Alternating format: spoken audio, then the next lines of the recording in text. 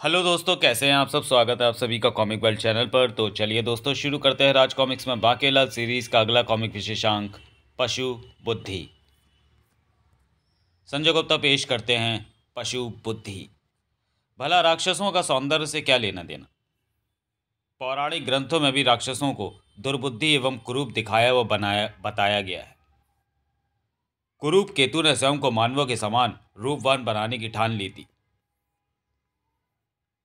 मानव गाचनी मिट्टी का लेप करके अपने चेहरे को चमकाते हैं, किंतु मैं पिछले 1 माह से रोज इस मिट्टी का लेप लगाकर मुंह धो रहा हूं। मेरी सूरत वैसी की वैसी ही है।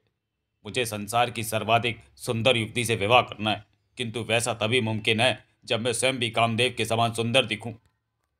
कुरूप देव ने की एक बात बता केतु देव की साधना। हे एक बात बता केतु, बता रूपवान बनने हेतु मुझे क्या करना होगा। एक बात बता केतु ने प्रसन्न होकर बताया। वस कुरूप केतु, चंद्रमा के फूलों का उपटन फूलों का उपटन तुझे संसार का सबसे रूपवान व्यक्ति बना सकता है। चंद्रमा के फूलों का उपटन। चंद्रमा के फूल मुझे कहाँ पर मिलेंगे, हे देव कृपा बतावें। वत्स, अपने एक साधक को मैं केवल एक बात ही बताता हूँ। इतना कहकर देव अंतर्धान हो गए। तब ओ, इसका तात्पर्य यह हुआ कि चंद्रमा के फूलों को मुझे स्वयं ही तलाशना होगा। कुरूप केतु ने उपाय खोज लिया था। आहा, मुझे चंद्रमा के फूलों का पता बताओ, अन्यथा मैं तुम्हारे राज्य में एक संकट छोड़ जाऊंगा जो तुम्हें परेशान करता रहेगा। उसका पता तो हमें नहीं मालूम। तो मैं यहाँ छोड़कर जा रहा हूँ राक्षस प्राणी गोबर गंध को। इससे भयंकर गोबर की गंध आ रही है। गोबर की गंध पाकर मक्खियां भी खिंची चली आईं। भिन भिन, आहा, गोबर की भीनी भीनी दुर्गंध यहीं से आ रही है। चलो यहाँ से, यहाँ तो खड़े रहना भी दूभर हो रहा है। तब तक कुरूप केतु पहुंच चुका था एक अन्य राज्य में। शीघ्रता से बताओ मुझे चंद्रमा के फूल कहाँ पर मिलेंगे, अन्यथा मैं तुम्हारे राज्य पर एक संकट छोड़ दूंगा। हे। यदि हम चंद्रमा के पुष्पों के विषय में जानते होते तो तुम्हें अवश्य बताते राक्षस कुरूप केतु। तो फिर ठीक है, यहाँ मैं छोड़कर जा रहा हूँ सड़ांधा को, जिसके पसीने की गंध तुम्हारा श्वास लेना दूभर कर देगी। हे। इधर रानी स्वर्णलता ने बांकेलाल का जीना दूभर कर रखा था। बांकेलाल, तुम समझते क्यों नहीं? यदि सपने की बात सही सिद्ध हुई तो मुझे 16 वर्षीय कन्या के समान यौवन की प्राप्ति होगी। किंतु महारानी जी, इसमें घबराने की क्या बात है? मुंह पर गाय का गोबर ही तो मलना है। शास्त्रों के मुताबिक गाय का गोबर पवित्र माना गया है। मुखमंडल भी कांति में उठेगा। किंतु महारानी जी, इसमें सोचने वाली कोई बात ही नहीं है। लो, गाय ने गोबर भी दे दिया। मैं स्वयं अपने हाथों से तुम्हारे मुख पर गोबर मल देती हूँ। किंतु महारानी जी, भला मेरे मुख पर गोबर मलने से आपको यौवन की प्राप्ति कैसे होगी? स्वप्न में ऐसे ही दिखाए बाकेलाल। अब अधिक आनाकानी मत करो, केवल कुछ समय की बात है। मुख पर यह लेप लगाकर तुम्हें बस महल के भीतर का एक चक्कर लगाना है और फिर वन में जाकर मुख को धो लेना है। रानी की बच्ची, दाल दाल कच्ची। इधर राज दरबार में गंभीर मंत्रणा चल रही थी। मेरा पूरा राज्य गोबर गंध की गंध से प्रदूषित हो गया है महाराज, और मेरा पूरा राज्य सड़ांधा के पसीने की गंध से। हम राक्षस कुरूप केतु का कुछ भी नहीं बिगाड़ पाए। गोबर गंध और सड़ांधा जैसे प्राणियों पर किसी भी शस्त्रास्त्र का असर नहीं हो रहा है। उनके निकट जाने को कोई भी तैयार नहीं है। अब हम आपकी शरण में आए हैं, क्योंकि देर सवेर वो दुष्ट राक्षस विशालगढ़ में भी आ सकता है। हम चाहते हैं कि यदि वो यहाँ आए तो बचकर न जाने पाए। संकट सचमुच गंभीर है। क्षमा करें महाराज, क्या राज दरबार के आसपास कोई गौशाला है? मैं आपकी बात का अर्थ नहीं समझा राजा शत्रुपछाड़ सिंह। हमारी गौशालाएं तो पशु बाड़े में ही हैं, जो महल के पिछवाड़े में बना है। तो फिर मुझे राज दरबार में भी गोबर की गंध क्यों आ रही है? महाराज, ये गंध बांकेलाल के पास से आ रही है। उसने मुख पर गोबर का लेप लगा रखा है। यह सुनते ही राजा शत्रु बछाड़ तथा अन्य राजा क्रोधित हो उठे। राजा विक्रम सिंह, आपने हमारा अपमान करने के लिए ऐसा जानबूझकर किया है। हमें आपसे ऐसी घृष्टता की उम्मीद नहीं थी। चलो, अब हम यहाँ एक पल भी नहीं रुकेंगे। अरे सुनिए तो। राजा विक्रम सिंह के आग्रह पर सभी राजा कुछ क्षण के लिए ठहर गए। तभी बांकेलाल, ये सब क्या है? मुंह पर गोबर क्यों मल रखा है? क्षमा करें महाराज, ये मैं नहीं बता सकता। मैं तो यहाँ ये कहने आया था कि आज विशालगढ़ में जलील दिवस मनाया जा रहा है। उसकी तैयारियां पूर्ण कर ली गई हैं। जलील दिवस? भूल गए क्या महाराज? प्रत्येक बरस ये दिवस विशालगढ़ में बड़ी धूमधाम से मनाया जाता है। इस दिन शत्रुओं के पुतले बनाकर उन्हें जलील किया जाता है और फिर उनको फूका जाता है, ताकि विशालगढ़ को शत्रुओं की काली नज़र ना लगे। अच्छा, तो इसलिए बांकेलाल के चेहरे पर गोबर पोत कर हमें जलील अर्थात अपमानित किया गया है। आपने सिद्ध कर दिया कि हम आपके शत्रु हैं। अब हम यहाँ एक पल भी नहीं रुकेंगे। बाकेलाल, ये तुमने क्या किया? तुमने विशालगढ़ का नाम पूरा ही मिट्टी में मिला दिया। बताओ तुमने ऐसा क्यों किया? क्षमा करें महाराज, ये मैं अभी नहीं बता सकता। तो फिर अपना मुंह काला करो, दफा हो जाए यहाँ से। ठीक है महाराज, मैं चाहता हूँ। वाह, आज आया है बाकेलाल नाम का ये ऊंट पहाड़ के नीचे। आज तो बाकेलाल की छुट्टी हो ही गई समझो। सभी मंत्री व सेनापति मेरी और उपास भरी नजरों से देख रहे हैं। मोटे मुच्छड़ राजा विक्रम सिंह ने सबके सामने डांटकर मेरी पगड़ी उछाली है। फिर महारानी जी, यदि आपकी आज्ञा हो तो अब मैं मुंह धो लूं? यहाँ नहीं बाकेलाल, मुख तो तुम्हें वन में जाकर धोना होगा। बाकेलाल चेतक पर सवार होकर सीधा पहुंचा वन में। आज महारानी के कारण मेरी बड़ी बेइज्जती हुई। मेरा गोबर से पुता मुंह देखकर सब मनी मन खूब हंस रहे थे। अरे, इतने बियाबान वन में वो अकेली स्त्री क्या कर रही है? बाके घोड़े से नीचे उतर आया और छिपकर सारा दृश्य अपनी आंखों से देखने लगा। वो उस तालाब के किनारे पर रखी उस पुस्तक को खोल रही है। और ये क्या? उसने जैसे ही पुस्तक खोली, उसके ठीक ऊपर लटक रही पोटली भी खुल गई। और ये क्या? पोटली में से शब्दों की वर्षा हो रही है। शब्द निकलकर उस पुस्तक में समा रहे हैं। ये शब्द और मात्राएं पुस्तक में अवश्य किसी भाषा या संदेश के रूप में लिखे जा रहे हैं।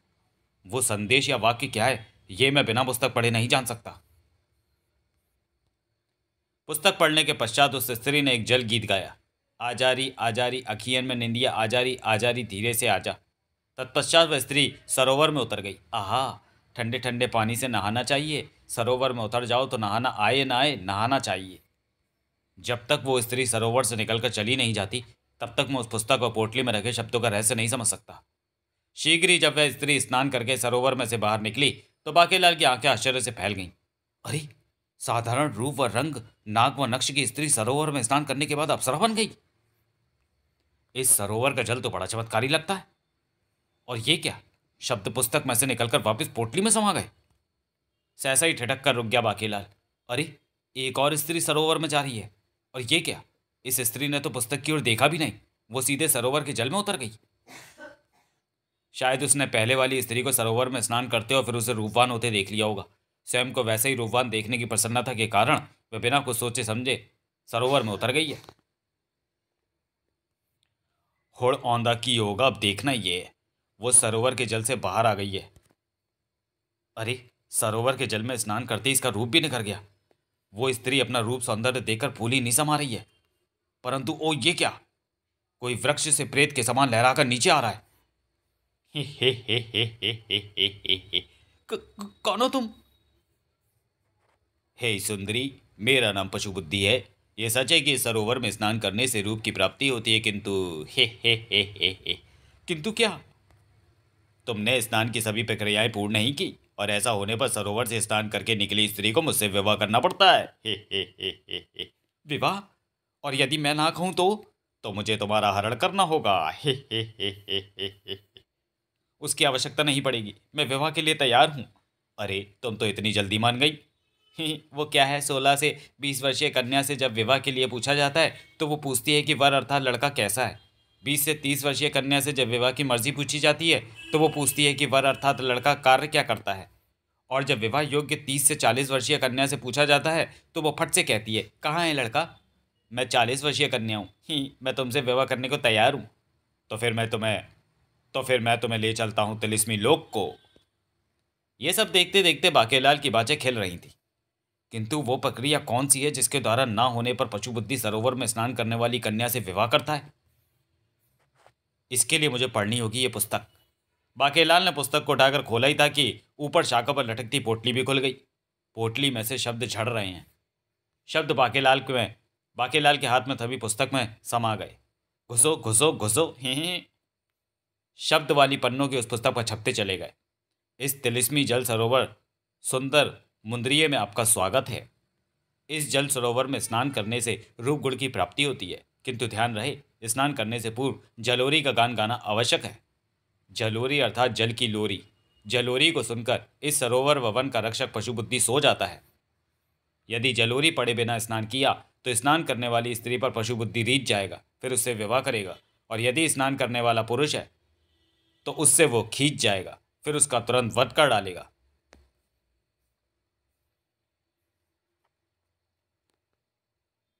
तो फिर वो मारा। इसमें लिखा है कि केवल हाथ मुंह धोने के लिए जलोरी का गान करना आवश्यक नहीं, किंतु हाथ मुंह धोने से रूप गुण की भी प्राप्ति नहीं होगी। इसका मतलब मैं हाथ मुंह यहां पर धो सकता हूं। बाके ने मुंह धोया। शुक्र है गोबर की गंध से छुटकारा मिला। बाकेलाल ने तुरंत पुस्तक को सरोवर में फेंक दिया। अब इसका यहाँ क्या काम। बाकेलाल वापस महल को लौट पड़ा। अब चलता हूं सीधे महारानी जी के पास। बाकेलाल ने रानी स्वर्णलता को जल सरोवर सुंदर मुंदरिये के विषय में बताने के साथ ही कहा, आपका देखा स्वप्न अब सच होने वाला है महारानी जी। क्या सच? हाँ, किंतु पहले चलकर जल सरोवर में स्नान तो कर ले। हाँ हाँ चलो बाकेलाल, तुरंत चलो। बाकेलाल रानी स्वर्णलता के साथ रथ में सवार होकर जल सरोवर जा पहुंचा। महाराज को वन से ताजा शहद लाने का बहाना बनाना पड़ा, और महाराज ने एक बार भी मना नहीं किया होगा। महाराज मुझसे नाराज हैं, इसलिए वो चाहते होंगे कि छत्ते से शहद निकालते वक्त मधुमक्खियां मुझे काट काट कर सुझा डालें, किंतु महाराज और महारानी से प्रतिशोध लेने का यही सर्वोत्तम अवसर है। महारानी जी, यही है वो चमत्कारी सरोवर सुंदर मुंदरिये। बाके, तुम रथ के पास मेरी प्रतीक्षा करो, मैं स्नान करके वहां पहुंचती हूँ। हाँ, अगर पशु बुद्धि पहुंचने देगा तभी। हे सुंदर मुंदरिये होए, तेरा कौन बेचारा होए, दूल्हा पट्टी वाला होए। स्वर्णलता ने सुंदर मुंदरिये सरोवर में डुबकी लगाई। स्नान के पश्चात जब मैं महल पहुंचूंगी तो मेरा रूप देखकर महाराज गश खाकर गिर पड़ेंगे। रानी स्वर्णलता शीघ्र ही सरोवर से बाहर निकली। सैया दिल में आना रे, आके फिर ना जाना रे, तम तमातम तम। हाय, मैं कैसी लग रही हूँ, उफ, कोई मुझे बताता क्यों नहीं। ठीक तभी हे। ये कौन हंस रहा है? तुमने कहा कि सैया दिल में आना रे, तो मैं आ गया। हे। मेरा नाम पशु बुद्धि है। तुमने स्नान से पूर्व स्नान की प्रक्रिया में भयंकर भूल कर दी। कैसी भूल? अरे जलोरी नहीं गाई, जिससे कि पशु बुद्धि निंद्रा में चला जाता है, और क्या। तुमने जलोरी नहीं गाई? क्या मतलब? ये जलोरी क्या भला है? मुझे बाकेलाल ने इसके विषय में कुछ भी नहीं बताया। जलोरी सुनानी आवश्यक ही थी, तो मैं अभी बाकेलाल से पूछकर तुम्हें जलोरी सुना देती हूँ। अब ये नहीं हो सकता, मुझे जलोरी सरोवर में स्नान करने से पहले सुनानी पड़ती है।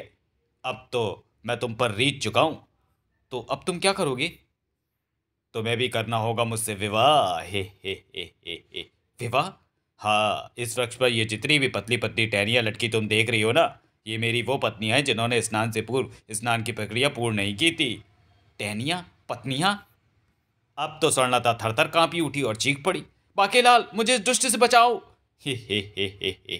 तुम्हें मेरी पत्नी होने से अब कोई नहीं बचा सकता। मुझे कुछ सुनाई नहीं दे रहा। मैं तुम पर रीत चुका हूं, तुम्हें इस विवाह के लिए अपनी स्वीकृति देनी होगी, अन्यथा तुम क्या करोगे? अन्यथा मैं तुम पर खींच जाऊंगा। ग्रर। खींच कर क्या करोगे? अधिक बातें मत बनाओ और ध्यान से सुनो। मेरे माता पिता रिश्ता लेकर तुम्हारे घर आएंगे। यदि तुमने इस रिश्ते से इनकार किया तो बहुत बुरा होगा। तब मैं तुम्हारा हरण करके तुमसे विवाह करूंगा। फिलहाल मुझे महल तो जाने दे नामुराद। वो मारा। रानी स्वर्णलता ने बाकेलाल को सारी बातें बताई। तब, बाकेलाल, तुमने मुझे इस प्रक्रिया के विषय में बताया क्यों नहीं? मुझे तो मालूम ही नहीं था, किंतु महारानी जी, आपने मुझे पुकारा क्यों नहीं? मैं उस दुष्ट को सबक सिखा देता। मैं अभी जाकर आता हूँ। नहीं बाकेलाल, रुको, व्यग्रता उचित नहीं। फिलहाल हमें यहाँ से चलना चाहिए। महल में तो उससे निपटने के लिए महाराज सहित पूरी सेना होगी, वहां हम उसको सबक सिखा सकते हैं। तब दोनों वापस महल लौट पड़े।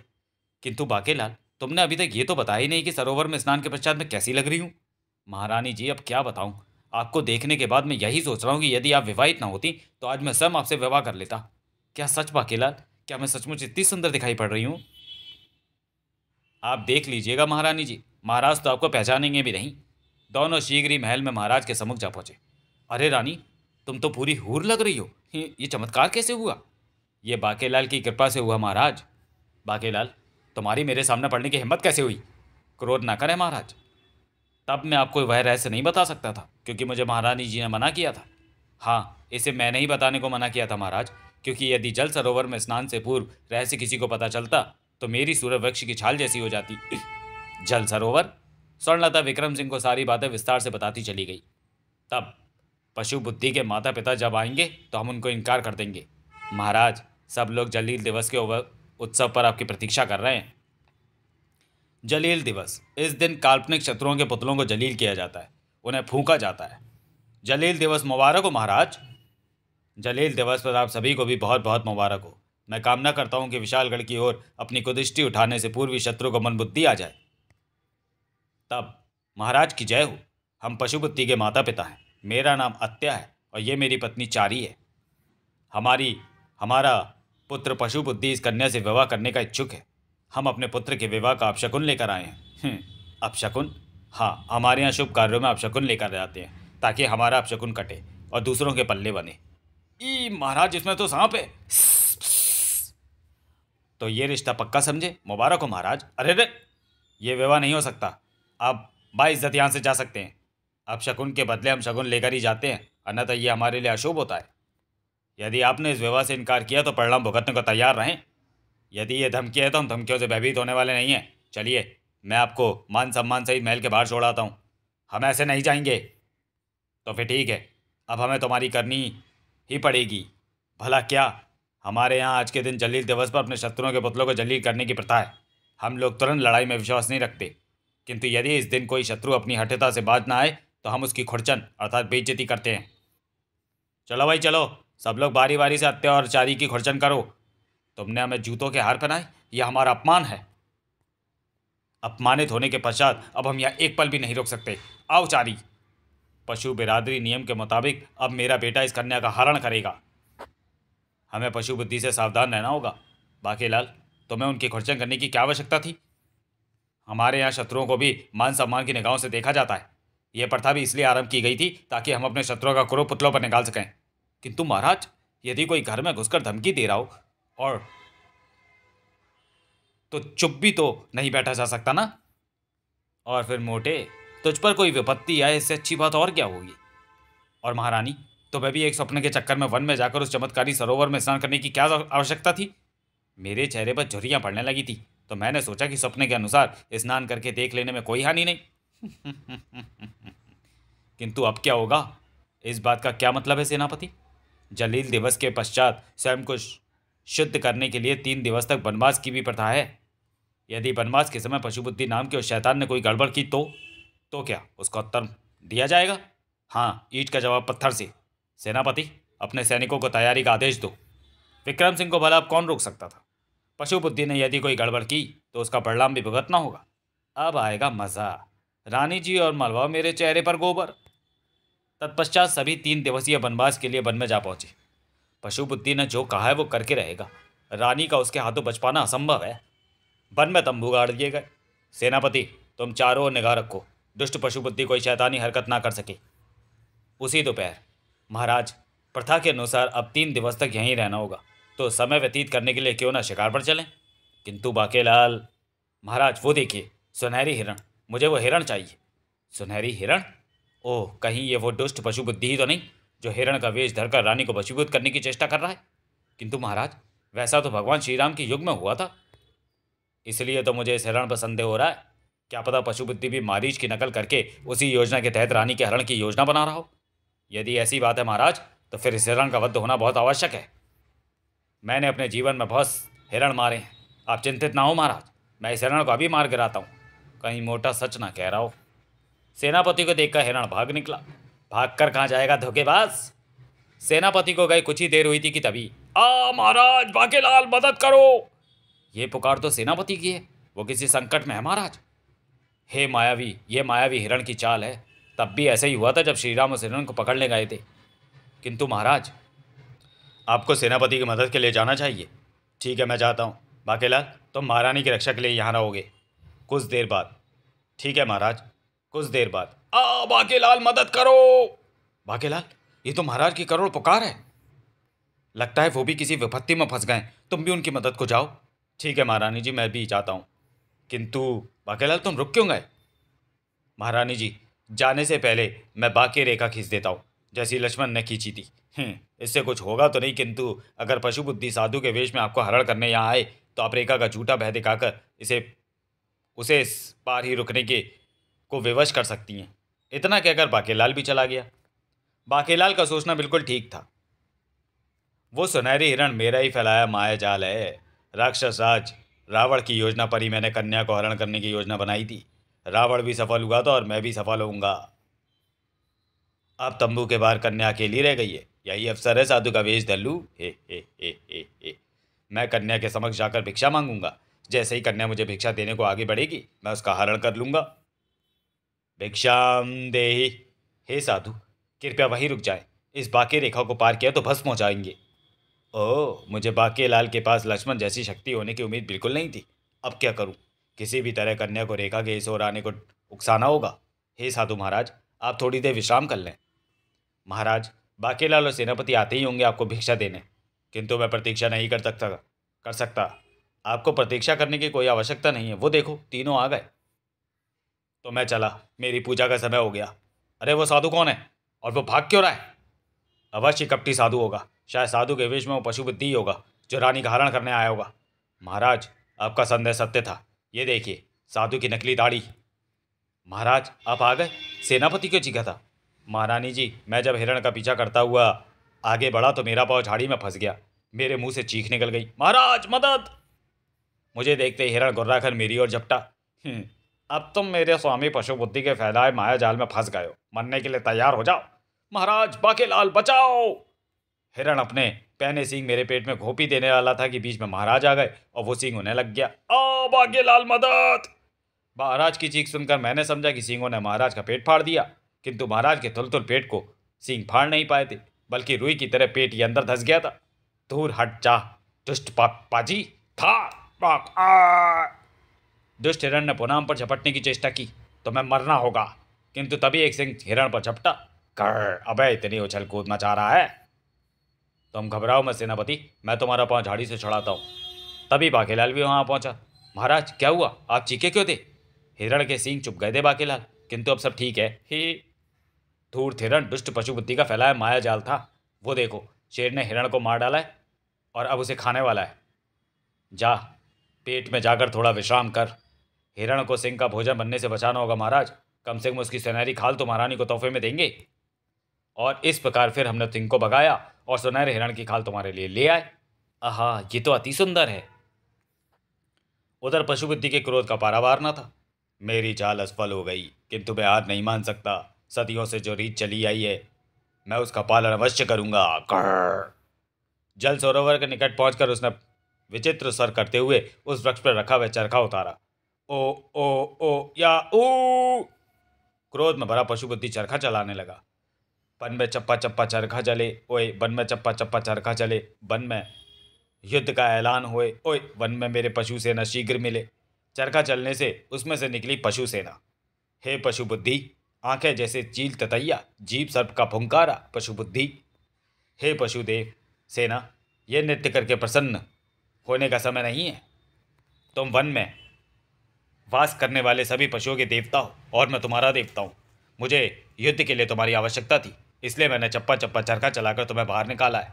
हम युद्ध के लिए तैयार हैं। हे पशुओं के देव पशु बुद्धि, चलो आज हम सब मिलकर मानवों को सबक सिखा देंगे और उनसे छीन लाएंगे स्वर्णलता को, जिससे मुझे विवाह करना है। फलाहार करते विक्रम सिंह, सेनापति बाकेलाल और स्वर्णलता उस चोर को सुनकर चौंक पड़े। कई पशुओं के हुंकारों, दहाड़ व गुर्राने के स्वर गूंज रहे हैं। कहीं पशु बुद्धि तो नहीं आ गया अपनी सेना लेकर? अब संदेह की कहीं कोई गुंजाइश नहीं थी। ए राजा, मैं अंतिम बार कहता हूं, कन्या स्वर्णलता को मेरे सुपुर्द कर दे, अन्यथा ठीक नहीं होगा। ऐसा नहीं हो सकता। तो फिर युद्ध के लिए तैयार हो जाओ। सेनापति हथेली, युद्धनाद करो। अब हम कन्या स्वर्णलता को छीन कर ले जाएंगे। ठहरो, ये युद्ध नियमों के विरुद्ध है। हाँ, हमें भी अपनी सेना बुलाने का अवसर दो। क्या कहते हो महामंत्री गदालू, क्या इन्हें यह अवसर देना चाहिए? मुझे सोचने का समय दे देवता। इनके पास सोचने का समय नहीं था। वाकेलाल, ये तुम क्या कह रहे हो? उसकी सेना तो देखो, भला हमारे सैनिक इन पशु मानवों का मुकाबला किस प्रकार से कर पाएंगे? समझा करो सेनापति, यहाँ हम पैदल हैं, तब कम से कम हम और हमारे सैनिक घोड़ों व हाथियों पर तो होंगे। इधर महामंत्री गदालू ने निर्णय दिया, हे देव, इनको सेना बुलाने देना चाहिए, क्योंकि ये केवल 4-5 लोग हैं। इन लोगों से हम में से 4-5 पशु ही मानव लड़ेंगे, बाकी क्या झाड़ फूकेंगे? तो फिर ठीक है, मैं उन्हें सेना बुलाने को कहता हूँ। पशु बुद्धि ने उन्हें सेना बुलाने का अवसर दे दिया। जाओ सैनिक, जितनी जल्दी हो सके सेना लेकर यहाँ आओ। शीघ्र ही दोनों ओर की सेनाएं आमने सामने आ चुकी थी। मारो मारो कड़ाक! चलो शुक्र है, कम से कम मैं मोटे के साथ हाथी पर हूँ और यहाँ तक पहुँच पाना पशु मानव सेना के लिए सरल ना होगा। मेरे बहादुर पशु सिपाहियों, कन्या स्वर्णलता हमारा लक्ष्य है, छीन लो मानवों से उसे। तुझे तो मैं तलवार के एक ही प्रहार में काट डालूंगा। पहले मेरे सींग तो काट कर दिखा। शीघ्र ही। हे पशु बुद्धि, ये लोग तो हाथी घोड़ों पर सवार हैं और उनके पास धनुष बाण जैसे शस्त्र भी हैं। हम उनका मुकाबला नहीं कर पा रहे हैं। हाँ, हमारे कई सैनिक भी मारे जा चुके हैं।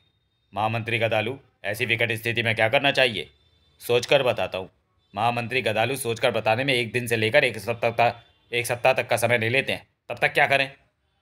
विश्राम, क्योंकि सूर्यास्त हो गया है और सूर्यास्त के समय मानवों में युद्ध वर्जित है। मैं मानवों को सूर्यास्त का संदेश देता हूँ। ओह, सूर्यास्त हो गया, युद्ध विराम करो।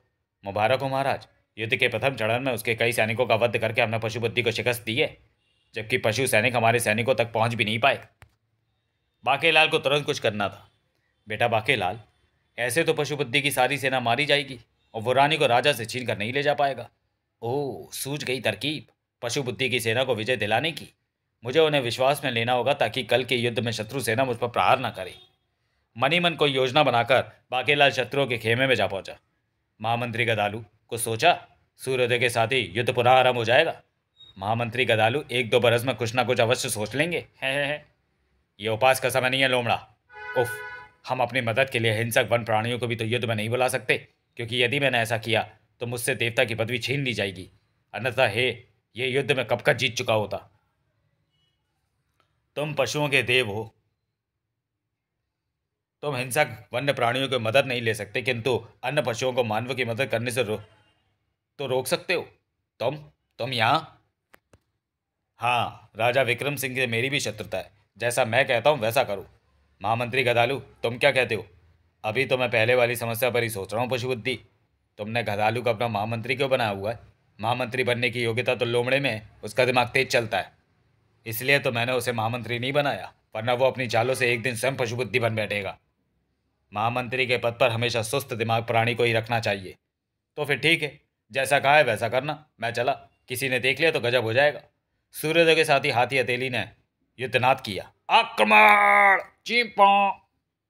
हे समस्त पशुओं, हाथियों, घोड़ों, मैं तुम्हें मानवों का साथ छोड़ने का आदेश देता हूं। पशु बुद्धि के इस वाक्य का विक्रम सिंह की पशु सवारियों पर तुरंत जादू सदी का असर हुआ। चिंपो, उतर नीचे। मेरी पीठ को क्या राज सिंहासन समझकर उस पर चढ़े बैठा है? अबे एक सूंड मारूंगा तो 75 कद्दू से छुहारा हो जाएगा। अरे महाराज, हाथी को क्या हो गया? ये अपनी पीठ पर बंधे हिंडोले को बुरी तरह हिला रहा है। ओ, लगता है पशु बुद्धि की अकल में मेरी बात आ गई है। झटके से रानी स्वर्णलता हिंडोले के बाहर जा गिरी। आ महाराज बचाओ, मैं गिरी।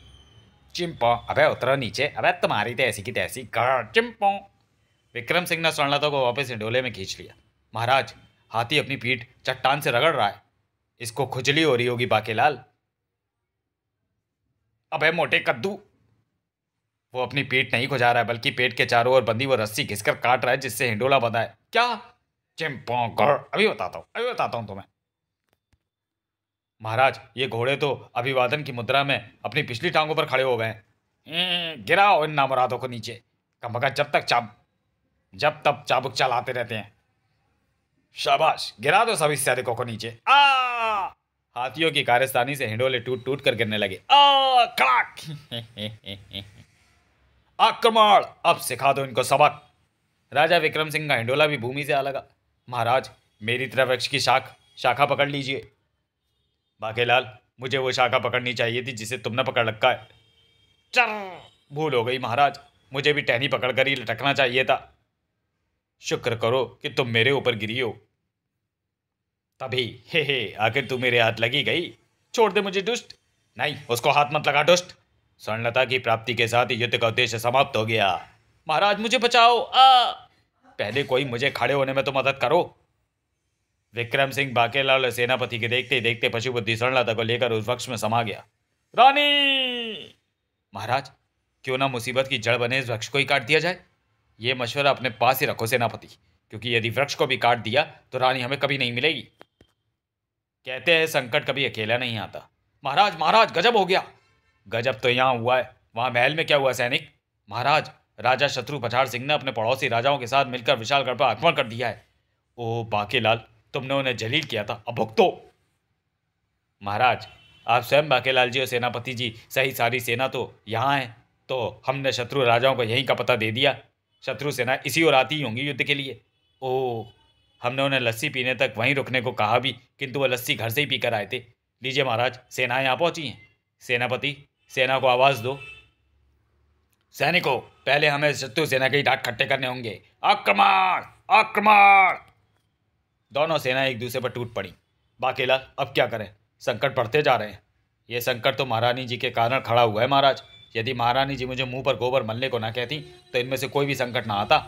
और तभी हे हा हा हा हा हा हा हा, मैं हूँ कुरूप केतु। लो, इसकी कमी रह गई थी, वो भी पूरी हो गई। कुरूप केतु भी वहां पहुंचा था। जल्दी से बताओ कहाँ मिलेंगे मुझे चंद्रमा के फूल, अन्यथा मैं एक संकट यहाँ छोड़ जाऊंगा। राक्षस भाई, वो बात यह है कि चंद्रमा के फूलों के बारे में हम तुम्हें बता तो देते, परंतु तुम तो देख ही रहे हो कि इस समय मैं युद्ध में व्यस्त हूँ। युद्ध रुकने तक तो तुम्हें भी रुकना ही होगा। युद्ध रुकने तक? इसका मतलब तुम्हें चंद्रमा के फूलों का पता मालूम है, किंतु मैं तो एक क्षण भी नहीं रुक सकता। युद्ध रुकने तक तो बिल्कुल भी नहीं। तुम अपनी सेना की पहचान बताओ। राजा विक्रम सिंह ने से विशालगढ़ के सैनिकों की पहचान पूछकर राक्षस युद्ध भूमि में कूद पड़ा। इस युद्ध को रोकना मेरे बाएं हाथ का खेल है। ये राक्षस कहां से बीच में आ मरा? सारी सेनाएं जान बचाकर भाग गई। देखा, भाग गए सभी चूहे। बाकेलाल, अब क्या होगा? ये तो आते ही चंद्रमा के फूलों के बारे में पूछेगा। बताओ कहाँ है चंद्रमा के फूल, अन्यथा तुम दोनों की खैर नहीं। राक्षस भैया, चंद्रमा के फूल वो रहे, वो श्वेत फूल सरोवर के किनारे। ओह, ये बात? अभी पता लग जाएगा कि ये चंद्रमा के फूल हैं या नहीं। राक्षस कुरूप केतु ने फूलों को मसलकर अपने चेहरे पर मला। ओह, मेरा रूप निखर आया। ये तो सचमुच चंद्रमा के ही फूल हैं। अब मैं करूंगा संसार की सर्वाधिक सुंदर स्त्री से विवाह। स्वामी! सहसा राक्षस की दृष्टि उस वृक्ष की ओर उठ गई। अरे ये क्या? इस वृक्ष पर संसार की सर्वाधिक सुंदरियां लटक रही हैं। इन्हें इस वृक्ष पर किसने टटकाया? उसे वृक्ष पर सुंदरियां लटकी दिखाई पड़ रही हैं। चंद्रमा के फूलों के प्रभाव से राक्षस को सभी सुंदरियां दृष्टिगोचर होने लगी थी। अरे, ये तो मेरी पत्नी कुरूपा है जो रूपवती हो गई है, और मैं समझ रहा था कि उसे कोई वन्य प्राणी खा गया। स्वामी, मुझे दुष्ट पशु बुद्धि की कैसे छुड़ाइए। और हमें भी। पशु बुद्धि भी राक्षस को दृष्टिगोचर हो रहा था। ओह, तो तू है दुष्ट पशु बुद्धि, अब तू मरेगा। मेरी मृत्यु एक ऐसी सुंदरी के पति के हाथों गदा की मार से होनी थी जो सरोवर के वृक्ष पर लटकी हो गया मेरा बड़ा पार। पशु बुद्धि की मृत्यु के साथ ही सभी सुंदरियां वश की कैसे स्वतंत्र हो गई। स्वामी, कुरूपा, महाराज, महारानी, सत्यानाश, बेड़ा गर्क। जब मेरी ही पत्नी संसार की सर्वाधिक सुंदर स्त्री के रूप में मिल गई तो दूसरे विवाह का कार्यक्रम स्थगित। अगर मुझे पता होता कि चंद्रमा के फूलों के कारण ही सरोवर के जल में सुंदर कर देने की क्षमता आ गई है तो मैं राक्षस को चंद्रमा के फूलों का पता बताने के स्थान पर उसको सरोवर में स्नान करने को कहता, जिससे कि पशु बुद्धि उसे मार डालता। बाकेलाल, तुम्हारे कारण मुझे मेरी बिछड़ी पत्नी मिल गई। तुम्हारा बहुत बहुत धन्यवाद। राक्षस भैया, तुमने दूसरे राज्यों में जो संकट छोड़ रखे हैं उन्हें भी दूर कर देना, तुम्हारी अति कृपा होगी। राक्षस ऐसा ही करने का वादा करके अपनी पत्नी के साथ लौट गया तो बाकेलाल, दे पुच्ची, सत्यानाश, बेड़ा गर्क, मेरे मुंह पर फिर गोबर पुत गया। समाप्त। तो चलिए दोस्तों, वीडियो को यहीं समाप्त करते हैं और मिलते हैं बाकेलाल सीरीज के अगले कॉमिक विशेषांक गड़बड़ मावस में। तब तक के लिए धन्यवाद।